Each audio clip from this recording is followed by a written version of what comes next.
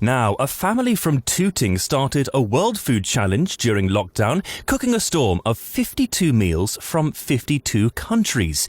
Well, Alistair Richardson has had surprising success from his food blog Tooting Family Kitchen, where he shares recipes, photographs and interesting facts about each country along the way. Our reporter Sunita Ghosh-Dastidar spoke to Alistair Richardson. My name's Alistair. I live here in Tooting with my wife Esmeralda and my three kids, Sam, Abigail and Joe, who are 2, 4 and 6. So yeah, like everyone, we hit lockdown 1 about a year ago now. And yeah, I mean, it's a struggle. We were thinking about things to do to occupy the time. I've always liked cooking. I found myself cooking a lot. It's something limited sort of free time. It's something I like to do to lock myself away. And just, wanted to do something to engage with the kids a little bit more. And I thought I could use it to teach them, to celebrate the sort of diversity of the community that we live in, which we love, and to connect with the kids' grandparents, my parents as well, who would sort of look forward to seeing those pictures and hearing those stories and things like that. I must admit, I didn't. There was an element of doubt whether I would make it to week 52, but here we are. So all good.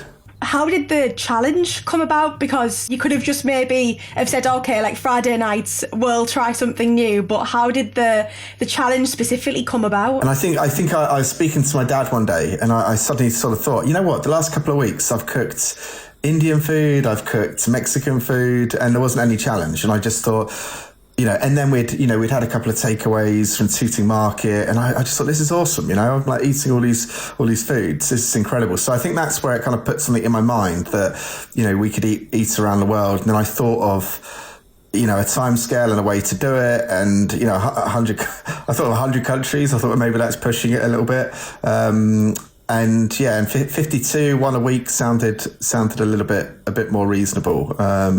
So I think that's how it sort of came about. I mean, a lot of my mates took the mick because at the beginning, they said, we're expecting a sort of a spaghetti bolognese for Italy or fish and chips. And I sort of set the benchmark of a kind of a 5-course meal. So I couldn't really go downhill after that. I had to carry on.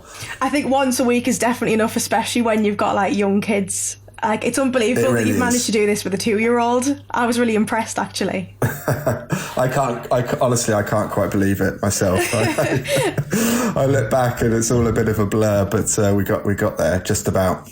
And I've checked out the blog, and I find it really interesting that you don't just share like recipes. You've got like your own stories about your experiences, your own personal anecdotes in each country. And I think a particular highlight for me was the one where you talk about your antics with your friends in Thailand. I love that one. So like, what led to you deciding on that like structure for the blog? Like, did it just come about by sheer coincidence, or? I guess at the start, I mean, I spent a long period in the military. I've been fortunate enough to see a lot of countries. My wife is from Albania, and so there's different cultures. We're both quite adventurous with food, so it's kind of I wanted to talk about my own experiences as well, and talk about my wife's country, talk about where we've been, and some of the I guess the diverse experiences that I've been lucky enough to have, and also the people we've met along the way, and I think it's helped us to sort of reach out to communicate at a time when people have been locked away and not seeing anyone. I've got to know a lot of the local people. Brought me together with people, and some of the posts I've dedicated to people along the way as well.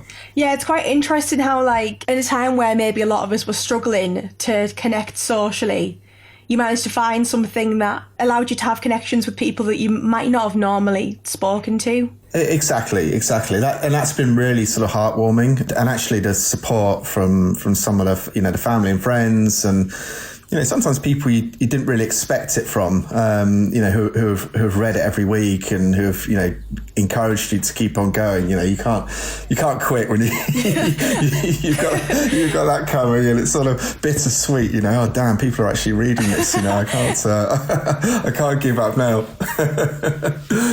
That's quite funny.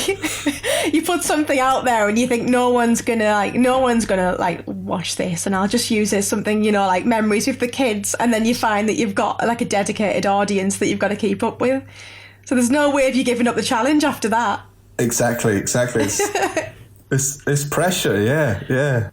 And another thing that I really like about the blog is that it doesn't just feel like you're just going on just to get a recipe, because you've got a lot of facts on there. It's like really, you've really done your research, basically. Like I read the one on Sweden, and there's some facts there that I didn't know. It's like a history lesson or a geography lesson, and it's just it's all over good read, you know. And you got the pictures of the kids there, like trying everything out and mucking in.